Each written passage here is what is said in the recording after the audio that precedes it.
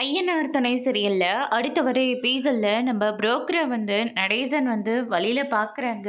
என்ன மேஸ்திரிக்கு ஒரு பொண்ணை பார்த்து கல்யாணம் பண்ணியிருந்தா அவர் இப்படி ஒரு நிலைமைக்கு ஆளாகியிருப்பாரா அப்படின்னு சொல்லிட்டு கேட்கவும், இப்போ என்ன ஆச்சுன்னு இங்கே புலம்பிட்டு இருக்க அப்படின்னு சொல்லிட்டு கேட்கவும், என்ன நடேசன் தெரியாமல் பேசிகிட்டு இருக்கீங்க, தான் தம்பிங்க நல்லா இருக்கணுன்றதுக்காக மேஸ்திரி என்ன வேலை பார்த்து வச்சுருக்குன்னு தெரியுமா அப்படின்னு சொல்லிட்டு கேட்கவும், என்னாச்சு அப்படின்னு சொல்லிட்டு நடேசன் கேட்குறாங்க. என்னை கூப்பிட்டு பொண்ணு பார்க்க சொன்னாங்க.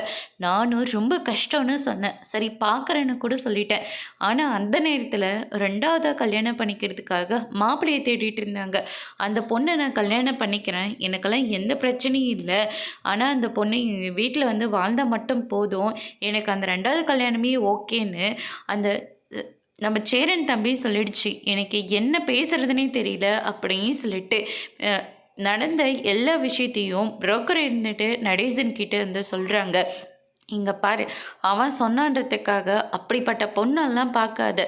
நல்ல பொண்ணாக எப்படிப்பட்ட பொண்ணாக இருந்தாலும் பரவாயில்ல, ரொம்ப நல்ல பொண்ணாக முதல் தாரமே பாரு அப்படின்ற மாதிரி சொல்லிடுறாங்க.